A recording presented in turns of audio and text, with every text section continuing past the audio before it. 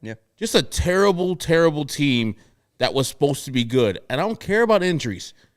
Eloy doesn't make a difference. Lance Lynn wouldn't make a difference because the pitching staff is doing their job for the most part. All the rest of the elements that you need to win games, just not there for the White Sox. It's so disappointing. And we'll get the same things from the people who are waving the White Sox pom-poms. Long season. We got plenty of time to do this. When we get better, I'll give them credit. If they get better, I'll give them credit. If they go on a bender, win 10 in a row, you damn right. CHGO postgame, CHGO White Sox postgame. So much fun. I'll be out here cheering my ass out. But right now, after 37 games, they're shit. They are terrible. The worst team I've seen of a White Sox vintage, of a team that's actually trying to win. Like those bad teams of the rebuilding years, they weren't trying to win.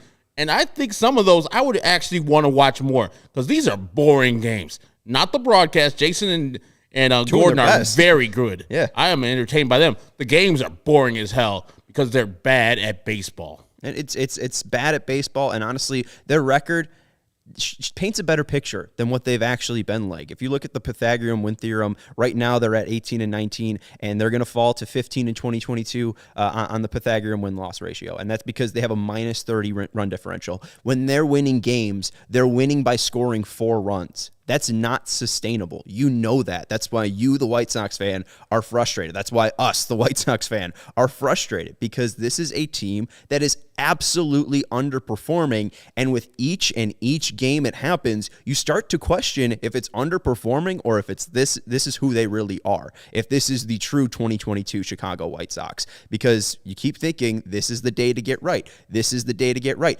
Apparently, it's a get right series for the fucking Royals, a team that just fired their hitting coach, that just lost their best player in Salvador Perez to the injured list, and you're losing games. And thank God they did, because that Melendez kid is a champion of a hitter. I saw our guy Alex Root say that he got lucky with Perez going to the IL because Melendez is a better player than Perez, but still, he's a better DH than any of their options he has. They're better than Carlos Santana. I want to bring up one point.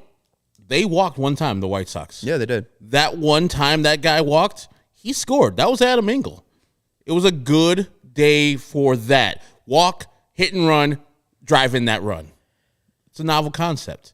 How about we take a couple more of those? How about we enjoy the pitcher letting us get a free base, like sometimes our pitchers let the other team get free bases, and we see how that happens.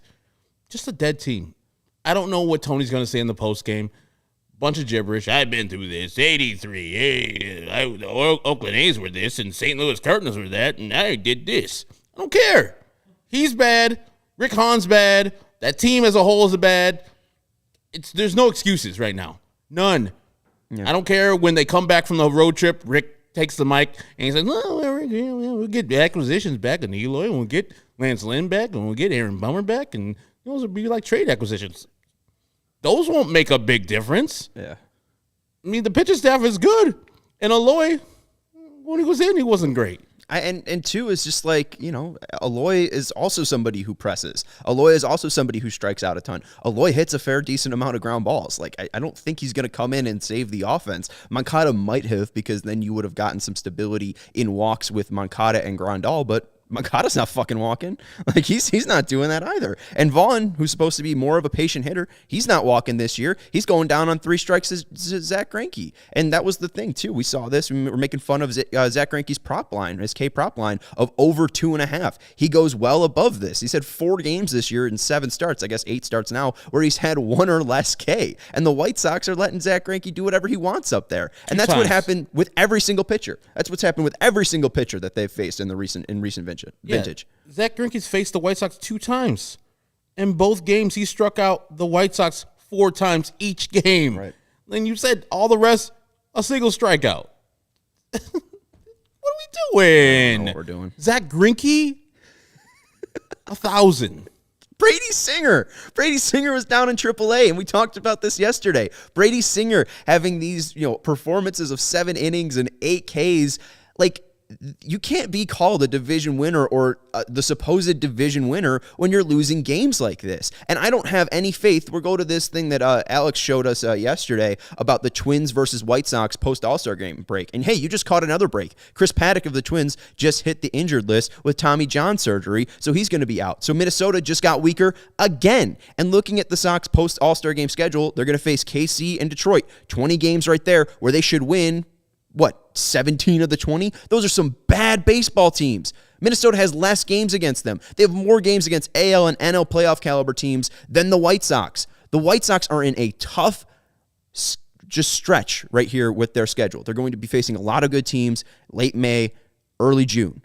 You can't be messing around with KC right now. You can't be messing around with your ace on the mound and doing this. It's just pathetic. It's a pathetic performance. You did this with Davis Martin last night. You did this with Johnny Cueto, basically. You did this with Lucas Giolito. Even the ones you win are tight. They're butt-clenching tight. It's brutal. There's no pull away in this team. There's no confidence in this team. There's no fun in this team. The parts that everybody loved from the outside and us as Chicagoans loved last year, the fun that this team was having, no one's having fun in this damn team. Yeah, and you've played the Kansas City Royals 7 times this year. They've beat you 4. The Kansas City Royals, yeah, them, have beat you 4 times out of 7. That's just pitiful. Yeah, and last year they won the season series too. Mm-hmm. It's a bugaboo, right? And then now you think the Kansas City Royals are tough. We go out to New York, Rocks Bombers. That's real toughness. Yeah, and Johnny Cueto's going to be on the mound, and Dallas Keuchel's going to be on the mound. Yay, it's going to be fun. I can't wait. And I understand Dallas Keuchel's got a good ERA lifetime against the Yankees, but they just saw him, friends. I don't think he's going to be fooling them like he did last week. And I see people asking, when is La Russa to blame? This is on the players, guys. I mean, that's all it is. 1 for 50 in their last 7 games with runners in scoring position. They had 13 runners in scoring position tonight. They had 3 singles. They drove in, 2 people from third base, which was good to see. They drove in Engel. They drove in Abreu from third base, but it's 2 times. You can't win only scoring 2 runs here. You got the Royals putting up 6 against you. Can you do that against the Royals? They did that once, right? They scored 7 against the Royals, I think, when they were back at home.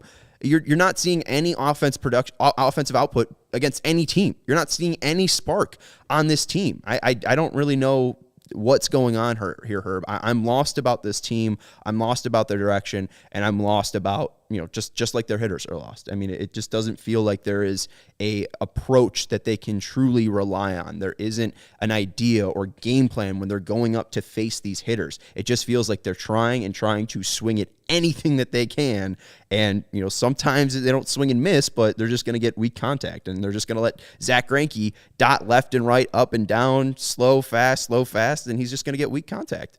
Yeah, and I think that people should just look at Tim Anderson. Tim, no matter what, man, he's a hitter. He hits. And you know why he hits? He allows the pitcher's pitch to go into him. He allows the pitcher's pitch to do what it needs to do. Curveball, cool. Break as much as you need to. I'm going to see it as much as I need to because I know I got quick enough hands to flip that ball into right field.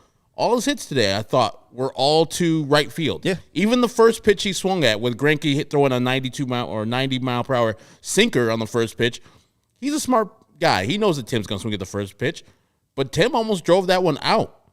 He took it almost like right center field, and Whit Merrifield almost got blinded by the sun and played it kind of weirdly and caught it.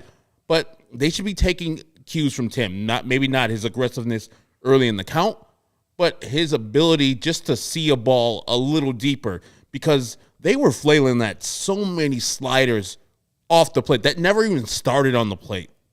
I don't know what their ideal was.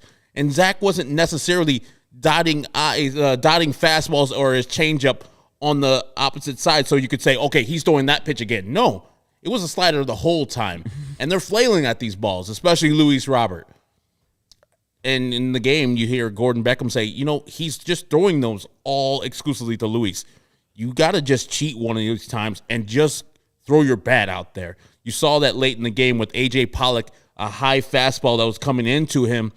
The only way you could hit that is to cheat, is to anticipate that ball's coming, get your hands going quickly, and get the barrel out. And that's why he drove it to left field for that double. White Sox 2 extra base hits today. Well, very, very poor. And something, too, with Luis, like, it's just they're playing into his aggressiveness. Something that he does is just swing. And if you look at where the pitches were thrown today against Luis Robert only, and this is my fault to Steven. Steven, I didn't send you this one. I just found this one while we're doing the podcast, just because I'm trying to make sure that, like, this is actually their approach, and they're not changing anything. And it is truly exactly what we've been saying, that pitchers are just pitching to the White Sox aggressiveness and to the White Sox stupidity, really, their inability to change when they're going up to the plate. And Luis Robert against Zach Greinke and the Royals today swung it everything outside of the zone. And there's a picture in Slack, Steven, for a quick graphic, I'm sorry. But it just to illustrate where, Greinke and these guys are pitching Robert, because we saw this. Like, he was going slider away, slider away, slider away, but the pitches that would ultimately get him would be change up below the zone or sinker in and off the plate. But again, Luis is swinging, he's protecting, and once you go so far outside, you then open up that inside, which a veteran pitcher like Zach Greinke knows, and that's what he used today against a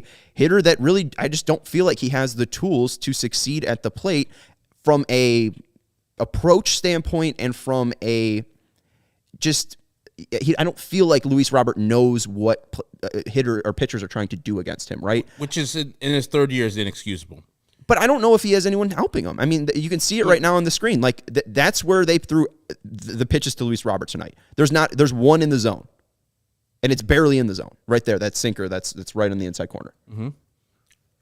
Hey, they have a game plan against him, and they're executing to a T. And Zach Greinke did it great. Look at all those balls. I know people who are watching or listening on the podcast can't see it, but there's a bunch of balls that are just off. They're just sliders off the plate, all in the same area. There's like 6 balls all in the exact same area, and I guarantee, I don't even have the stats on there, guarantee he swung at all 6 of those. Oh, and all pitch? 6 of those, well, yeah. Let's figure it out. I can figure that out pretty damn easily. It's brutal. I mean, the first one was a called strike. Okay, so he got a called strike, Greinke, on his first pitch to Robert. But yeah, I mean, it was a ball outside of the zone, but then he gets him chasing outside of the zone. I mean, it's part chasing too. Yeah, and this is the thing. Like, I saw an article today, and maybe somebody tweeted this out. Zach Collins last year apparently said that, hey, when I came up, there wasn't really anything, as far as preparing hitters to do this or that. And then we got to AAA last year. They had more people working in the departments to help hitters out with just everyday things. This is the scouting report of the pitcher. Here's some video. You saw today the White Sox in the dugout watching video during the game. I don't know how many people they have as a staff, like analytics staff, video staff, but whoever they do, they need much more, because it's obvious that either Frank Menachino, Tony La Russa, Miguel Cairo, all this coaching staff doesn't go over these guys, what's going on with them. If we could see it, those guys can see it. Right. At least if they do, these haters are not listening and executing the plan correctly.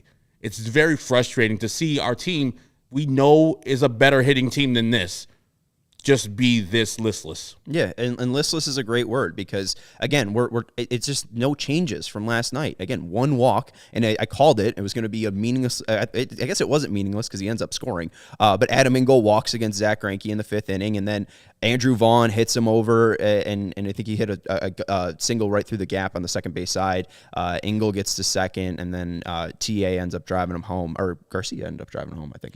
Garcia drove Abreu home. I'm pretty sure Robert ended up driving home. TA had the other RBI.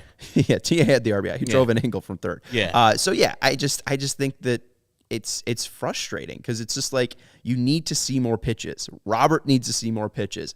I don't think Anderson does, but truly, I mean, Abreu and I think Grandal are the only guys that I think are seeing like a good amount of pitches. And part of it too, like Greinke, you could see it in the first 2 at-bats. Like, he knew where the TA was going to be aggressive on the first pitch, and he threw TA a ball that was going to be a sinker that, was going to be definitely low in the zone, and TA flies out. And then the first 2 pitches to Moncada are basically right down the middle, because he knows that he's taking. He knows that Moncada is an aggressive or not an aggressive hitter, but a patient hitter. And right then he gets him down 0-2. So then Moncada just is going to expand his zone naturally, and that's where he gets into a bad spot.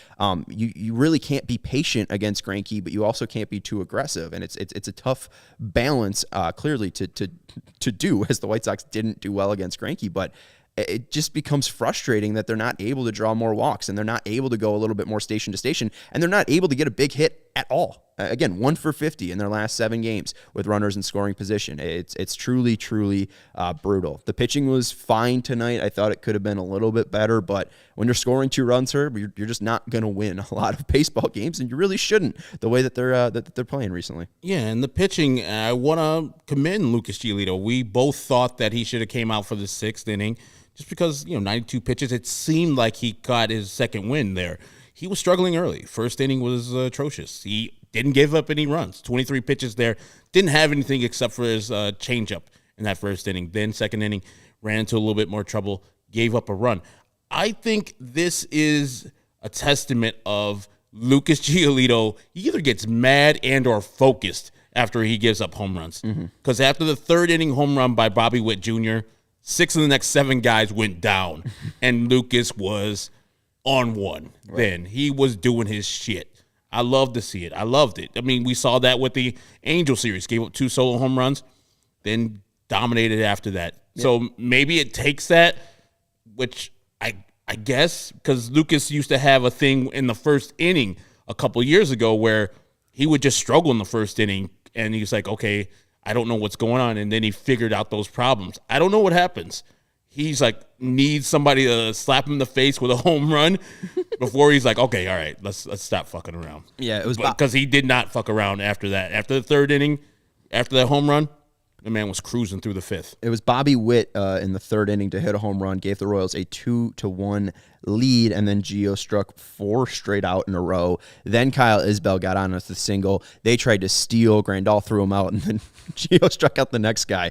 So 5 out of the 6 after he struck out Witt, he got down on K's. So, I mean, that was good to see. And, I think Giolito was a little bit iffy tonight. I think that, his stuff wasn't perfect. It wasn't exactly Giolito-like, but it was good enough to get a win. And I feel like you do want to see more length with Giolito, especially 8 games in 7 days here. They're in the midst of that. This is their 4th of 8. You would like to see him go a little bit longer so you don't have to use Raylo as much as you did. You don't have to use Burr as much as you did. But again, it's just, MJ says it right there. The Sox are 1-16 when their opponent scores 4 or more runs. It's because they're not scoring enough right now. Let's just stay with this real quick. Let's look at their balls in play, the White Sox today. Their balls in play and where these balls were located. I think I sent that one. Did I not? Come on. I didn't send the batters in play. Yes, I did. Fine. I straight up did. Come on. It's all right. But let me get to Lucas before we go. We talked yesterday about Davis Martin loading up first pitch strikes. Yeah. Today, Lucas Giolito faced 22 hitters. You want to take a guess of how many first pitch strikes he threw to those 22 hitters? 14. 11. Okay. Yeah, he felt a little off today. And part of that, too, is, part of it, he wants to open up the strike zone on 1-0 just because his fastball, he has a pretty decent command of that. He usually starts guys off high up in the zone because if he gets them to swing and miss at those high fastballs, then he's just going to be able to open up that zone for lower changeups and lower sliders. So I don't know if he really needs those first pitch strikes, but it's definitely going to be more effective, and it's going to help you get longer into the game. If you're throwing more first pitch strikes, hopefully, and maybe that's a change from how he saw Cease get hit in game 1, but I do think that, if you're at least having, around 15 of 22 first pitch strikes, you're probably going to go a little bit deeper in that game. So I don't hate that 11 number, but it should be a little bit improved. But, we saw the whole idea of what works against the Royals, and this still works against the Royals. Good pitching will just beat the Royals, and what's going to help them is bad offense. And the White Sox, again, just bad offense. I feel like it's a lot of the same, a lot of sliders, low and away, a lot of sinkers in, and it just feels like the White Sox cannot make that adjustment. And there's a couple times that they've been able to make the adjustment. AJ Pollock had a double, but clearly it's not enough, as we're here sitting disappointed after a 6-2 a loss, and the White Sox fall to 18-19. A lot of people are asking, when this is going to be, declared a bad season. I see trade Abreu. When do you truly start to get nervous, Herb? Well, usually the 60-game mark. We're at 37. That's the drop dead, like, hey, this is what our team is. But I just sent out a tweet. Bill Parcells, you are what your record says you are. They are this until proven otherwise. Have you seen any glimpses out there? People who are watching, people who are listening. Have you seen any glimpses, at least sustained glimpses? You're like, yes, No. that's our team. That's the team I've been waiting for through this lockout. That's the team that Rick Hahn promised us to compete for multiple championships. I haven't seen it. I mean, the 10-1 game versus Detroit was pretty great. That was an awesome, good game, but few and far between. It's been really, really terrible. And that was game 2, right? That was game 3? The Sunday. It was a Sunday night game. It was a Sunday morning game, so it was game 3. It's 34 games ago. That's the last time we could look at a game and say, hey, that was a good one. You're talking about the 10-1 victory. Yeah. Yeah, and I think the last time they won by like 8 runs or something like that before that was Dylan Cease's shutout of the Texas Rangers in early September. It's it's not wrong of you to think this team is bad. No. And if your friends say, oh, they're not bad, they're just struggling, it's a long season, correct them. No, they are bad. And as one of the guys from, I forgot, 79th and Hallis, but he also does Scotty, I think his name is. Yes, Scott. Said Barber, Scott Barber. Yeah, Scott Barber. His brother is, I forget his brother's name now. Yeah, once I posted the 28 errors, he's like, no, a good team doesn't make 28 errors. It's not one of the worst teams in baseball in making errors. That's not a mark of a good team. And that's what the White Sox are not. They're not a good team. Joe and Scott Lewis. They are bad. Like, it's fine to say. If Rick Hahn hears this or somebody else hears this, tell them, please. Tell your friend who thinks they're still good. They're bad. That's not going to change until something else with them changes. It's all on them. The Royals are no damn good. Not at all. That's their 14th win of the season. 4 of them have come against your Chicago White Sox. The White Sox are 0-3 against Minnesota. They are 3-4 against Kansas City. They are 1-4 against Cleveland and 2-1 against Detroit. Yeah. They have a losing record against 3 of the 4 teams in the AL Central. Team, the worst division in baseball. It's that or the NL Central, but it's one of them. Nope, they are. I know there's Pittsburgh and Cincinnati. Pittsburgh can come and get you every once in a while. And Cincinnati has aired a couple people out, even though they haven't won a bunch of games. Cincinnati's offense is a little bit better than ours. Pirates have 16 wins. Cubs have 15 wins. Reds have 10 wins. Sox are 18. Cleveland 16. Royals 14. Tigers 13. Yeah, look at the top. You didn't talk about the St. Louis Cardinals and the Milwaukee Brewers. Yeah. Well, so they're top heavy. I would, if those two teams, they would murder the White Sox. Brewers at 24, Cardinals at 20. Yeah. You know what the Cardinals are? A disciplined team.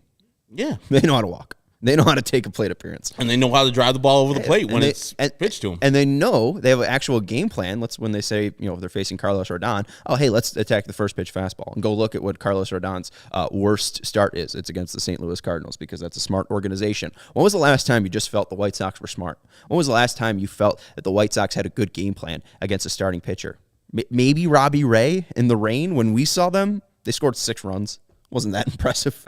It was a good output for them against a good pitcher. But outside of that, that might be their most impressive offensive performance this year. The best way to support CHGO is to download the PointsBet app and use code CHGO when you sign up. If you do that right now, you get 2 risk-free bets up to $2,000. That's not it. If you make a $50 or more first-time deposit, you'll receive a free CHGO membership, which unlocks all of our web content, and you'll even get a free shirt of your choice from the CHGO locker. That's $2,000 in free bets, a free CHGO membership, and a free t-shirt from the CHGO locker, all for making more than a $50 first-time deposit at PointsBet. If you have any questions, you can email pointsbet@allchgo.com, and we will help you out. PointsBet is your home for live in-play betting, and it just got even better. Introducing PointsBet's newest feature, the live NBA same-game parlay. For the first time ever, you could build the perfect live NBA same-game parlay only with PointsBet. You can combine your favorite bets anytime during the game, and if you want more, you can also boost your live same-game parlays. You can watch live, parlay live, and boost live with PointsBet. Online sign-up is available in Illinois. You can download the PointsBet app right now and register your account from start to finish, all from your phone. So what are you waiting for? Once the game starts,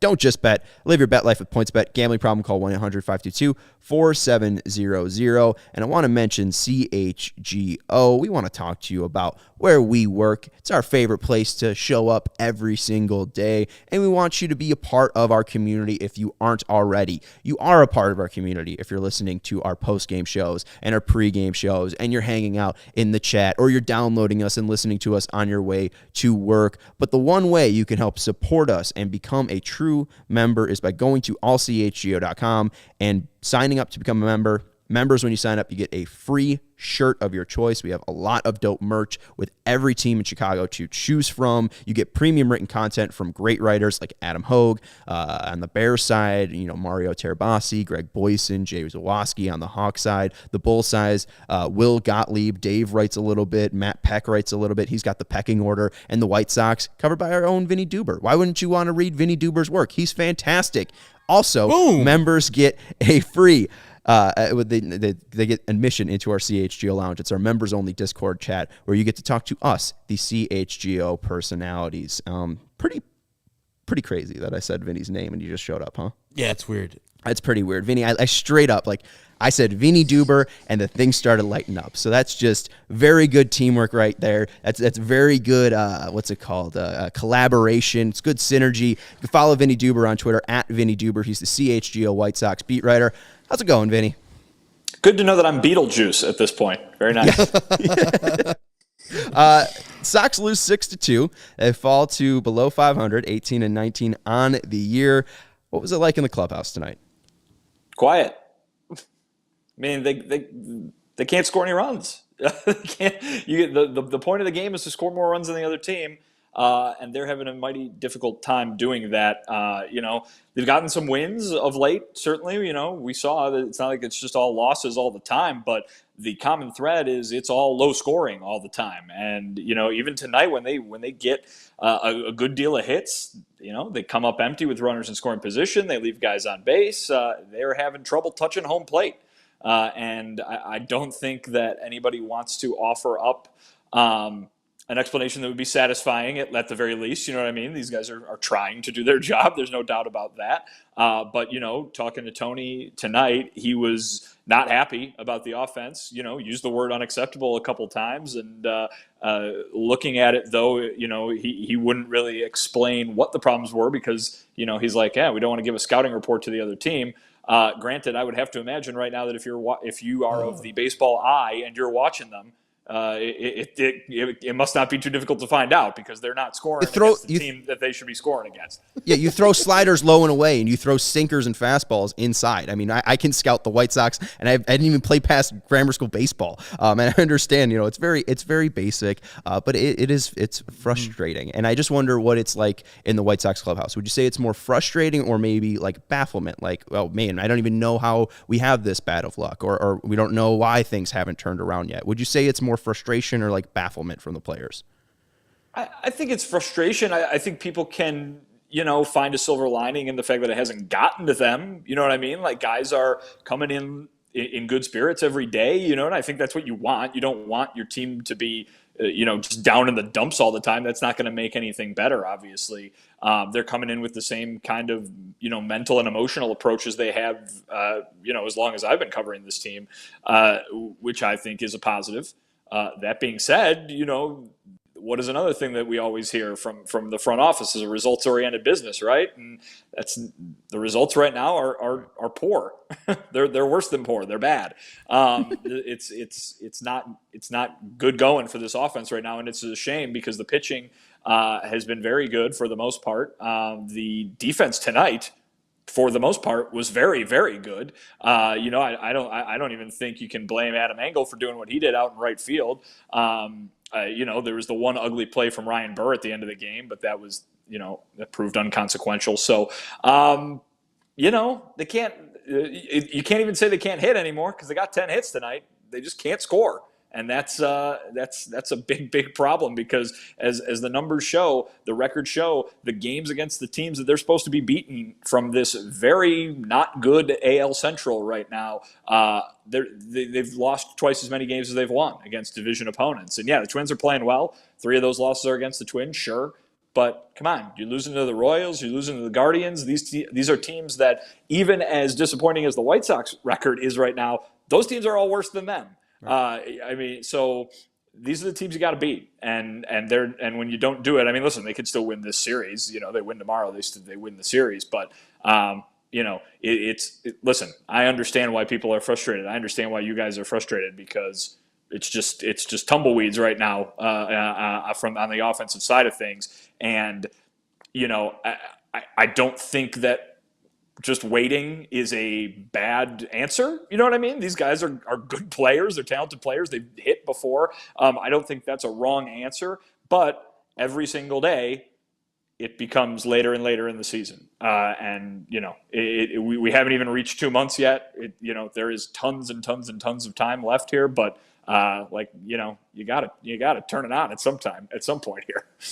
What did Lucas Giolito say about his outing? Because to me, it seemed like he didn't get going until that home run by Bobby Witt Jr. in the third.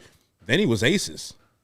Yeah, he said as much. He basically said, he didn't have it in the first couple innings, and the last three were much better, on the whole.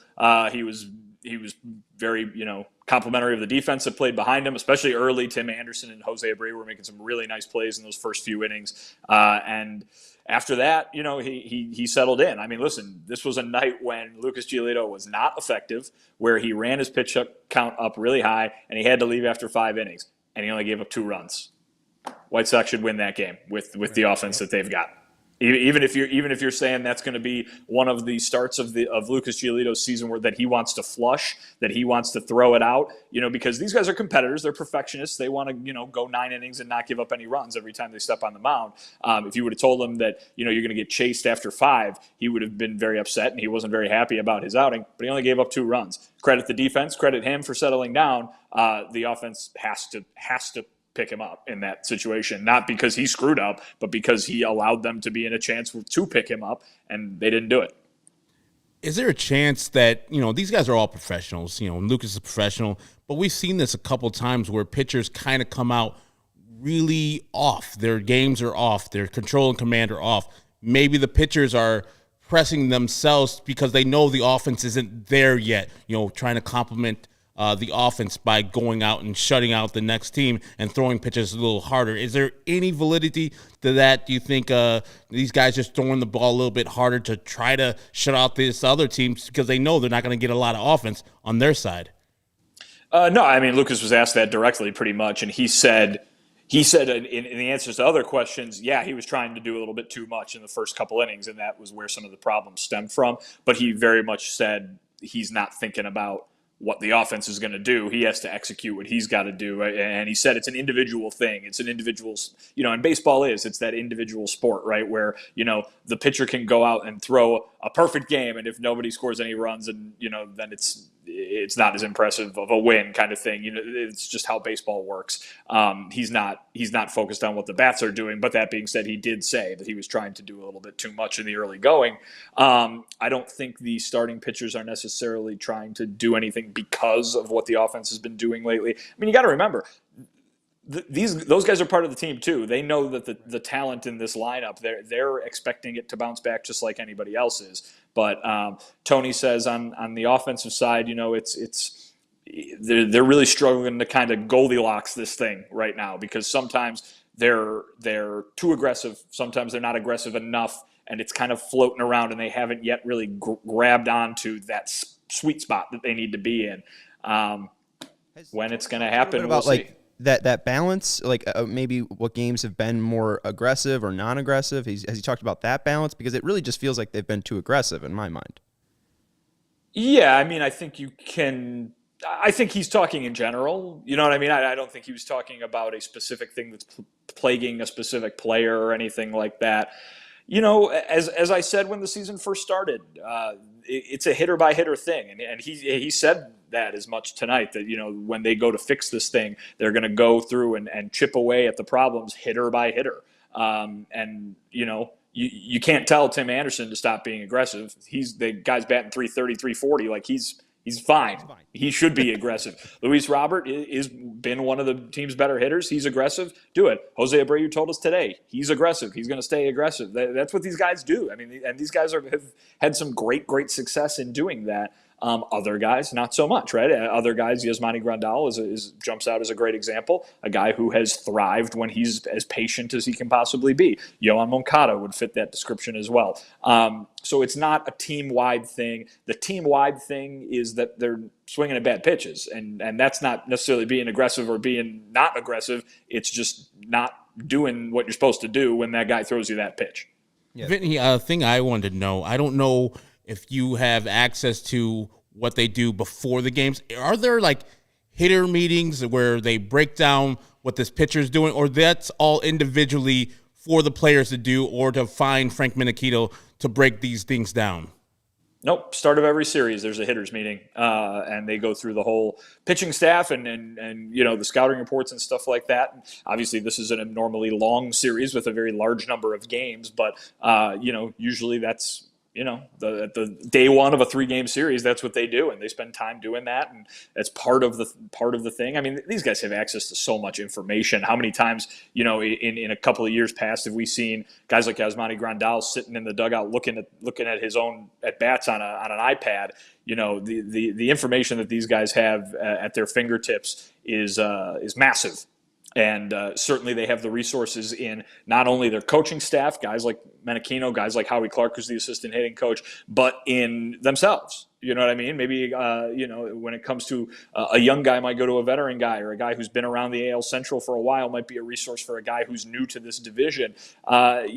It's a wealth of knowledge, and they're drawing on it. They're working, and that's what everybody keeps saying, be it Tony or every player in that locker room is, hey, they're trying. Lucas Giolito said tonight they're working their ass off. I mean, this is not.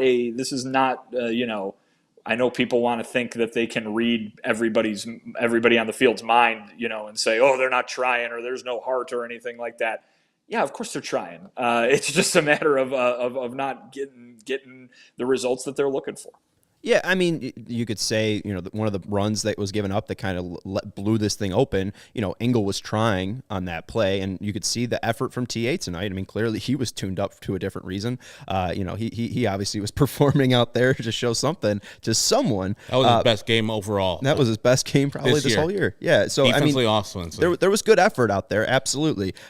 It is frustrating when you see the same problems, I guess, build up. Going back to Gio, I do wonder, how was his battle with COVID? If it was a battle, did he talk about that? He said, yeah, we talked to him, what was it, yesterday? We talked, or 2 days ago. They're all blurring together down here in Kansas City. But yeah, when we talked to him earlier, before today, he said that this is the second time he had it. He had it once in the offseason, and then he just got it again now. And he said that this time was worse. It affected him more physically.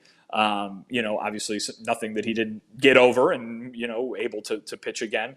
But yeah, it didn't sound like that was a lingering effect of that at all that impacted him today. He said, listen, I'm a routine oriented guy. And, when he's thrown off his routine, right, that whole day 1, 2, 3, 4, day 5 is the start kind of thing. When he's thrown off the routine, it messes with him a little bit. And I think that's probably the result of that stretch of sickness more than anything. Absolutely. And then the other one with Gio, I did want to follow up because 2017, he had ERA against the Royals 135, 2018 288, 2019 316, 2020 450, 2021 557. Obviously 5 2/3 or whatever, or 5 innings tonight, 2 earned runs, not a bad outing. But has he talked about maybe, has it been frustrating for him facing the Royals? But because it seems like lately he's had a little bit of some difficult outings versus the Royals.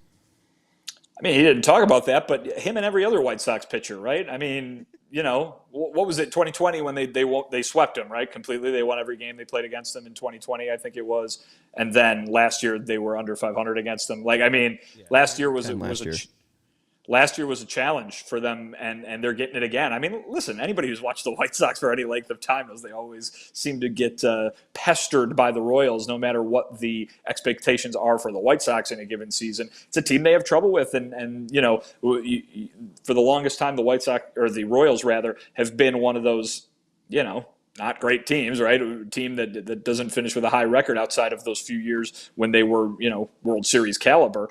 But, they've somehow managed to be a thorn in the side basically every year, it seems, for these White Sox, no matter how good either team is. So I think you're seeing it again this week, right? I mean, you saw it back when these two teams met in Chicago, when that first game that first game of that series, the White Sox walked 11 guys in one game or something like that. I mean, yeah, listen, the White Sox shouldn't be shooting themselves in the foot by doing that kind of thing, but it always seems like they have trouble with the Royals, and you're seeing it again. Let's get to some positive stuff.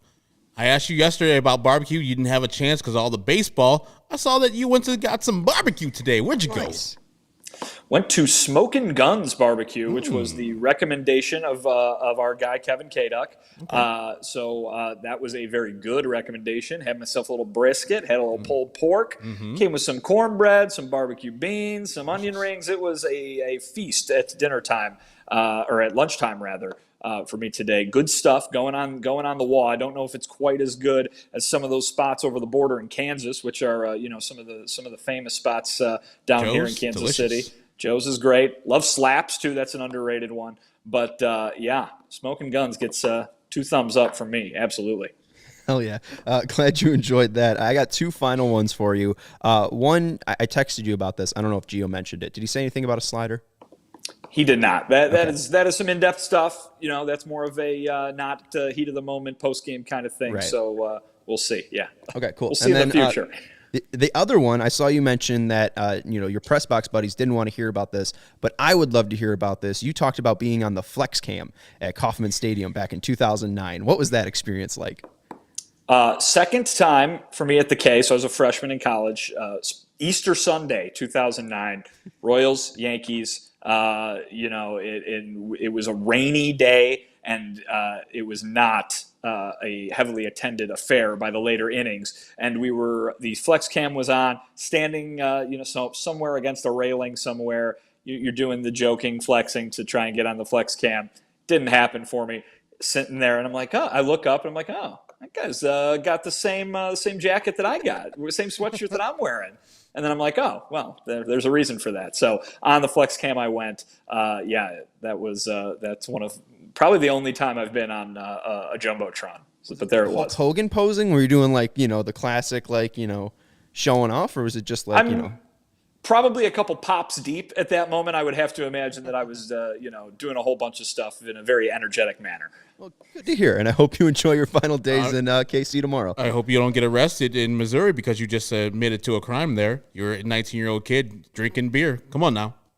Pops. I said pops. Hey, pops. Huh? Oh, I thought you meant pops like as in beer.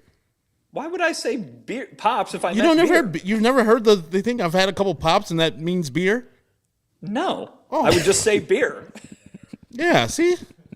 I thought they would arrest you. I could arrest you. I know the statute of limitations is probably lapsed, but hell. Shit. Yeah, I was going to say. Underage drinking is illegal, Vinny. Dude, guys, come on. I was underage. I was obeying the rules. I knew this would be a future workplace of mine, so I wasn't going to go ahead and risk anything. Well, very smart of you. Glad you're thinking ahead. And you can follow Vinnie Duber on Twitter at Vinnie Duber. He's a CHGO White Sox beat writer. Appreciate your time tonight, Vinny. Take it easy, guys. You too. What a guy. What a gem. You don't know. You never heard of the Pops? No, I understand why you went there, because it did sound like if you had 7 or 8 beers that you might forget what you were doing on the flex cam in Kauffman Stadium. I think it was more he forgot about it because it was 13 years ago. No, Pops as the term. Like I've had a couple Pops as beer. No, I know what you're saying. And especially the way he phrased it. Saying I'm just saying, have you never heard the term Pops as beer? Yeah, absolutely. Okay. And I'm giving you credence to why you asked Vinny about that. I'm saying you're right, Herb. Don't worry. All right. I'll do a read. You want to do that read? Yeah, it's the points bet number 2. It is the points bet number 2. If you enjoy CHGO, Sean, and I know you do, one way to help us and continue to grow is download the PointsBet app and use code CHGO. It's right to my left. It's up there. See it? If you're watching right now, if you're on the podcast, you can't see it. When you sign up, not only are you going to get 2 risk-free bets for up to $3,000, but if you make a $50 or more first-time deposit, you'll receive a free CHGO membership, which unlocks all our free web content. You'll even get a free T-shirt of your choice from the CHGO locker. If you have any questions, email pointsbet@allchgo.com and we'll help you out. And in case you missed it, online sign up is available in Illinois. You can actually download the PointsBet app right now and register your account from start to finish, all from your phone. You'll be signing up with the fastest sportsbook easier than ever. So once you start living you can start living your bet life in seconds. So what are you waiting for? Once the game starts, don't just bet. Live your bet life with PointsBet. Gambling problem? Call 1-800-522-4700. And Herb, it's now time for our PointsBet pick of the week. If you see it on the traffic log, PointsBet POTW, it is not PointsBet prisoner of the war. It is pick of the week. And the pick Of the war. yeah, of the war. And the pick of the week. Name that. The pick of the week is you should spend all your money this weekend on the Yankees money line. All right, you're going to see Dallas Keuchel, Johnny Cueto, Michael Kopech, Dylan Cease. Doesn't matter. The White Sox aren't going to score any runs. Doesn't matter. Doesn't matter. If you got money, throw it on the White Sox opponent. Honestly, I'm not going to be here tomorrow to preview the Royals game. I hope they win that game. I'm not even going to joke about them losing that game because they should win that fucking game. But against the Yankees, I expect them to get swept. So the pick of the week is spend your money on the Yankees, friends. And you got Kevin asking, what's going wrong with the lineup? How do you fix the lineup? We don't know, Kevin. I told Vinny on the thing right there. What's the scouting report? Tony doesn't want to give up the scouting report. Are you kidding me, Tony? Like, come on. The scouting report's easy. Throw sliders low and away. They strike out 47% of the time on pitches outside of the zone, and they've seen over 200 sliders low and away. It's an easy thing. They get slidered to death for a reason. Alec S., your guy, says that they have an open container law in Missouri. I wonder that state sucks. Well, isn't open Kansas container City decent? No, that means you can drink beer in your car. Yeah, that's fine. No, it's terrible. You shouldn't be drinking beer. Like in your car. But I mean, I know As a that passenger. But it's in your car. Yeah. You can't do that in Illinois. You get thrown in jail. That's DUI. NOLA, you got open container, but you can be on the street and drink and stuff like that. So I didn't know if it meant you can just be out in the open having a cold one, on Western Ave or something like that. Kansas City is good though. I like that part of the state. The actual city of Kansas City is good. St. Louis is boring as hell. So is that the Kansas side guy? I mean, it's close to Kansas. Okay, all right. I've never been. I honestly have no plans. You should. I should go? Oh, yeah. I mean, if you're going to go to any Midwest city, I would say Kansas City, besides this one we already live in, is the one you should go to. I don't know why Eric's asking this. When's the last time the New York team won a pennant? I think it was 2015. Mets Royals, right? Oh, that's the guy. Is that the guy who's saying the Mets are better? Okay, no. Yeah, we got a Mets fan. The guy's like, Mets are better. The Mets are better than a lot of people. Yankees and Mets run baseball. Okay, dude, they got the most money. They should. They should run baseball. Cubs better than Sox. Sox beat them twice, and they have a worse record. Let's so I don't know about that. Let's trade billionaire owners and see how the Mets do. Yeah, seriously. And that was our guy tried to keep the Mets owner out of baseball. There was 29 votes for Steve Cohen to become an owner in baseball, and the only one that wasn't was Jerry Reinsdorf. Our guy. All right, let's go to the pitching lines today just to look at this. Zach Greinke went 5 2/3 innings, 2 earned runs allowed, 7 hits, 1 walk, and 4 Ks. Lucas Giolito, 5 innings pitched, 2 earned runs, 7 hits to 2 walks, and 7 Ks. I asked Vinny about the slider, and we'll talk about Lucas Giolito here. Let's look at his pitch mix tonight. It was a fine game. Again, 2 earned runs. You can't be really too upset about that. And you love how he bounced back after the Bobby Witt home run. 53% fastball today. It really felt like he was riding that in the early innings, the first and second. He started using his slider a little bit more, his changeup a little bit more later on in that game. But it wasn't like a powerful or dominant Lucas start. 26% whiff percentage, which isn't really high for him. Called strike plus whiff percentage is 29%, which is above league average, but he's been above league average and well above league average this year. So it wasn't a dominant Giolito start, but he throws 11 sliders today. 5 swings, only 1 whiff, only 1 called strike, 2 fouls, 2 balls in play. It was mixed results on his slider. And something interesting that I've been finding out, I've been looking at this stuff plus and pitching plus stat herb from Eno Saris, and Lucas's stuff is down 10 points this year from 100 to 90, which tells you either his spin's changing, his velocity's changing, and that's part of it too. I mean, his velocity was down early on in the game. His spin was down early on in the game. His average fastball spin was around 2170 going into this game. In the first inning, it was around 2099, so a little bit of a dip off there. But as he started racking up the velocity a little bit more, it started picking up, and he started getting better results. But the slider is a pitch that was interesting because that kind of turned around his season last year. He started using that slider more, which he started using the changeup less, which really made it feel a little bit more effective. But as you can see, he was mainly fastball changeup today. And the slider, I feel like he's changing his grip. So let's go to the vertical and horizontal movement graphic here to talk about what Giolito might be doing. So this is his slider that I think is changing, movement by inches. And shout out to Pine Tar Keyboard. If you don't follow Zach Hayes on Twitter, if you don't follow his work at Fangraphs, if you don't follow his work at Baseball Prospectus and Southside Sox, you're doing something wrong. Zach is fantastic at Pine Tar Keyboard on Twitter. But he was helping me kind of talk through some of this movement stuff. And you could see vertical movement by inches in 2021, 32.4. In 2022, his slider, 38.1. Versus the league average in 2021, that was probably about 8% less, his vertical movement compared to sliders. This year, it's 4% above average. His horizontal movement, 2.7 inches going horizontally. That's 40% worse than the league average. In 2022, 4.2 inches horizontal movement on his slider. That's up to minus 29%. So it's still below average, but what he's looking for is more vertical movement. And what I think he's done is change the grip on his slider. So Steven, if you want to go to the one cam on me, look at me. I'm directing Herb. I got this big ass softball. Oh, there he is. I'll put my hand in there so it'll be a two cam. I got this big ass softball. I was watching Lucas go over his pitching grips, and he said he holds his slider like this. So if you hold up a baseball, and explain it to the people on a podcast too. If you hold the baseball like this across the two seams, and you hold it on the right, if you're a right-hander, and you hold it on the right seam right there. I think that's what Lucas was doing. If this is 12 o'clock, or this side of the ball is 12 o'clock, this would be 11:45. And this is what StatCast says his spin observation is, that he holds the ball on this side, or at least this is the kind of movement that he's getting. It's not necessarily that he has changed his grip, honestly. That's why I'm asking Vinny, what has he done, or has he done? Because he's messed around with his slider a little bit. But what he's doing was, I think he's moved his hands from over this side on the baseball to this side, because he's now getting more of a 9:45 movement rather than an 11:15 movement, which is just going to give him more vertical drop. And as Zach Hayes told me, he's got less active spin. His active spin is now below 25%.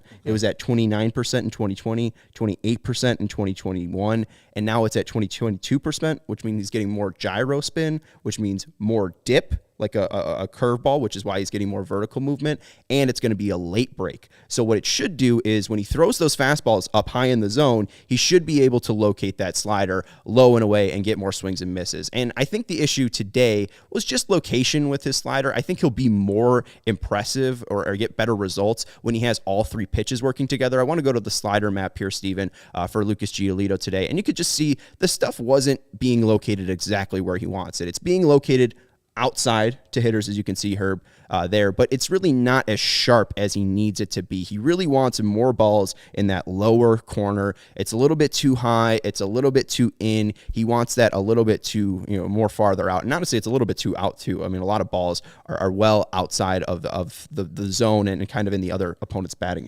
box. I'm looking at the graph. I'm seeing 4 non-competitive pitches there, especially depending on the count. Mm-hmm. Nobody's going to be offering at those pitches. So yes, he wants that. And what you're explaining right there, it seems like hitters usually tell you they can see a slider by the dot. Right. Like they could see it, because the spin is a dot. It seems like if he's getting less of a spin and it's more going side and then getting the gyro spin, they can't pick up that it's a slider.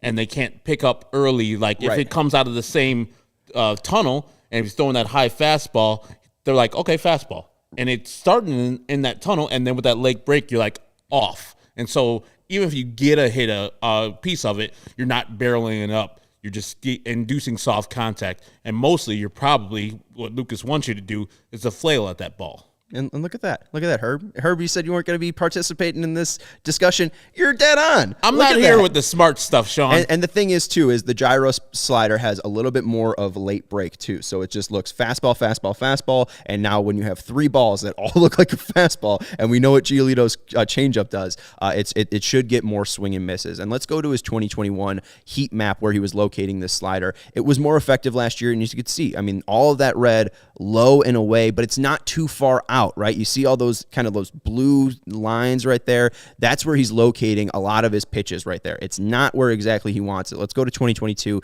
You can kind of see he's not in those red nice spots. A lot of it is just outside of the zone, right? So I think he's still working on a grip here. I don't think he's fully got his slider grip down for 2022. It's not a fully effective yet, but we saw late in the season last year he was able to figure it out. So maybe we'll be able to see him turn it around this year. And probably had a late start like anybody else because of the lockout and the abbreviated spring training that we've had. So you saw it. He's been working on things. And his father came on with us last time he pitched and said, yeah, he's been working on a curveball since last year. He hasn't perfected it. Lucas is a perfectionist. He's got a sub-3 ERA. And we're over here like, man, this is not Lucas's best outing. He only gave up 2 earned runs. I mean, and we're process over results. We know it wasn't what Lucas is. We hold him to that high standard. But this guy's a perfectionist. He wants to be the best. And so he's working on things that people don't see. He's trying to fool the batters so they don't get comfortable like they got last year in Boston and see his pitches and crush them. They don't get comfortable like Max Kepler did on that opening day in 2020 and saw his pitches perfectly and crushed him into the outfield. So he's always trying to get better, not just staying stationary, and I like that. That's a sign of a champion. Mm-hmm. Well, and the thing, too, is the guy wants his money. I mean, you saw this in the offseason. Like, he knows his worth. He wants to get paid what he wants to, and he wants to perform at the best because, obviously, he's a competitor. I mean, you could just see that. You know, he makes a mistake like that, and he's like, all right, I'm not fucking around anymore. 5 of the next 6, you're getting sent down. So I really do like, what Giolito showed tonight. It's been fun to see. I don't think we're missing anything else, Herb. I think I went through everything. The Sox lost. We're pissed off about it. They're 18-19. We're pissed off about it. Oh, hey, let's talk about the White Sox and runners in scoring position because that should be fun. Okay, you don't want to talk about that? Okay, let's talk about it. All it's more right. sadness. Well, go ahead. Also, too, real quick, the Sox offense today, they put 10 sliders in play and 10 fastballs in play. They're not looking for something. They're not looking for anything. They're getting fooled by pitchers, and pitchers are doing what they want against the White Sox. That's how I read that because they're not identifying a certain pitch that they want to hit or attack. They're just swinging at everything, and that's the issue with the Sox. 13 at-bats today with runners in scoring position, 3 singles. They did, on 3 of those singles, drive in 2 runs there, but it shows you that they're not getting extra base hits with players in scoring position. 1 of their last 50 in the last 7 games with runners in scoring positions. They're 24th in Major League Baseball with hits with runners in scoring position, 22nd in MLB in weighted runs created plus with runners in scoring position. They are 23rd in slugging with runners in scoring position. They are 30th in Major League Baseball in hard hit percentage with runners in scoring position. Wait a second. There's 30 teams in baseball. So that means they're last, Sean? Ding, ding, ding, Herb. I was told there would be no math, but damn it, I know math. Yeah, you know math. I know my calculus, too. And Herb, if I said that the White Sox were top 5 in ground ball rate with runners in scoring position, would that mean they are in the top 5? That means they're one of 5. I mean, yeah, they are in the top 5, but they'll be more of the bottom 5. You got it. Look at me. You're really doing a great job with this Hey, math Wheat thing. North Falcons, man. That's how I do. That's what we do. It's just it's just what the White Sox do. It's just fail consistently offensively, and I don't know if anything's going to change tomorrow. I don't think anything's going to change against the Yankees tomorrow. You will have Vince Velasquez on the mound for the White Sox, which should be interesting. Herb and Jared Willis are going to be doing the show tomorrow, so that should be fun to see how Jared does on this Sox show. He does a great job covering the Sox for CHGO and has when Vinny's had some day off, so it should be fun to see those two connect. Vince Velasquez for the Sox, Carlos Hernandez for the Royals. Ugh, God damn it. He's good. You know what I hate to tell you, Herb? He's been good against the White Sox through his career. Yes. That's why I was like, it doesn't matter, but also, just put a bad pitcher and see if we can score some runs against them. They put Brady Singer on the mound. Come on. I mean, they threw tomorrow, Heasley so we out can on try the to win mound. the series, even though that doesn't mean much. Winning 3 out of 5 versus the Royals is expected. God And damn the it. thing, too, is like you can't say that Vince Velasquez doesn't give you a shot to win tomorrow. Davis Martin gave you a shot. Johnny Cueto gave you a shot. Dylan Cease gave you a shot. Lucas Giolito gave you a shot. Maybe it's because the Royals stink. Yeah, but the White Sox are right there with them. Carlos Hernandez, in his career, 2.70 ERA, 20 innings pitched, 6 earned runs. I'm glad I'm off tomorrow. I'm glad you're off tomorrow, too, because Sean, I'll be more too? relaxed as in the host What'd you seat. say, Steve? Can I come too? Yeah, feel free. I'll be you more are coming, rela- aren't you? You're going to the Dells. I'll be a day late. You're going to Wisconsin. They're both going to Wisconsin this weekend. I'm going back to Wheaton, but I got to watch this boring game tomorrow. I hope you guys join me for the non-boring pregame and the awesome postgame when I cuss out the White Sox Again. in the host seat. In the host seat, in the power chair, as Mike Francesa used to call it. Alexander Moss says, OMG, 30th in hard hit ball percentage with runners in scoring position. That's a just make contact philosophy that's going to lead us to a nice, solid wild card game loss. Here you go. Wild card game. Goddamn, Alexander. And that's the thing Wild is, card I don't know if they're going to make it to the wild card, but that was Positivity. my concern hearing Frank Minichino, right, yesterday. When we saw April 25th, he makes these comments talking about how the White Sox, they start need to walk and they need to hit singles and all this small ball bullshit, having Josh Harrison bunt with, a 2-1 count yesterday, right? I think it is part of the just make contact philosophy. And I don't know if the hitters get into positions with runners in scoring position and then they start thinking, all right, time to make contact, and they're swinging for the fences when no one's on base. Like, that's my thought, is maybe that they're trying to do too much when no one's on base, and they're also trying to do too much when people are on base. Like, I don't know. Like, it's in Leury Garcia's nature to make contact and hit a blooping, shot over the third baseman and get down for a hit to drive in, Jose Abreu. But it's not in Yasmani Grandal's DNA to do that. And I wonder if that's what Yaz is trying to do right now, is just put the ball in play and see if they can score runs that way rather than unloading on baseballs. Like, I don't know what the philosophy is, but it might be something like that. I want them to do the opposite of what they've been doing. So if they've been working hard, as Vinny says they've been doing, a lot of BP, a lot of studying before, come in tomorrow, no BP, none, zero. We're not swinging a bat until we get up there and play these games. See, this is what I also wonder about. A day game after night game, going to be a Sunday lineup tomorrow versus Carlos Hernandez, and I'm going to be pissed about that. I better see all the starters in there tomorrow. I better see this lineup that was in tonight in tomorrow. I don't want to see rest for anybody. You already rested most of the people. Yohan's rested, Tim's rested, Abreu's rested. If you need to get Grandal off his feet, cool. Have Reese McGuire in. But that's it. Everybody has to play tomorrow who's a regular starter and do the opposite of what you've been doing. You've been going to sleep early. Stay up all night tonight. Hit Kansas City. Just go all out. I don't give a damn. You want to make the lineup for tomorrow? Yeah. Okay, so I think Anderson will play tomorrow. Yes, He'll he play will. at shortstop. I think Garcia will bat second. I will throw that trophy tomorrow morning if he's batting anywhere up in the top third of the lineup. We're going to put Garcia at third base. That hurts. Who do you want batting third? I want Luis Robert still batting third. And my ideal thing when the man's doing well, it'll be Yasmani, but he's probably going to be sitting out, and now he's not doing well. So it's Robert, then I want Abreu fourth. Okay, well, I'm going to put Abreu third just because you want him fourth. Okay, cool. It doesn't matter. And I think we're going to bench Robert, too. So we're going to probably put, who should we put out? Harrison. Can Harrison play center field? Adam Hazley still available? Yeah, Adam Hazley's going to, Oh, God. Yeah, it's brutal. just... McGuire will definitely catch tomorrow, that's for sure. Yeah, that's 100%. And that's not a bad thing. You trying to save Yasmani's knees day game after night game as a catcher. Yeah, that makes sense. But otherwise, everybody better be in the lineup and ready to hit. Yeah, just do opposite. And yes, do not have Andrew Vaughn bat ninth. He's not a good ninth hitter. Not at all. He'll bat eighth. So how about that? We'll move him up to eighth. And I think we could guarantee Gavin Sheets in the lineup tomorrow, too. Oh, yeah, versus right-hander. Righty-lefty. Yeah, so honestly, Sheets will play first base. Abreu will DH. All right, there we go. McGuire will catch. That works a lot better. Maybe we have right. Vaughn play right field and then put Gavin Sheets out in right field. And then, your thing about Luis Robert, put Adam Engel in center. There you go. Yeah, the Adam Engel in center. We'll have Vaughn and Sheets play first and right field. Pollock can be in left, or maybe we could put Harrison out there. Garcia can man third base. TA will play short. McGuire will play catcher, and they'll lose the fucking game 5-1. So I'll see you guys tomorrow. I'm going to Lake Geneva. I'm done. No.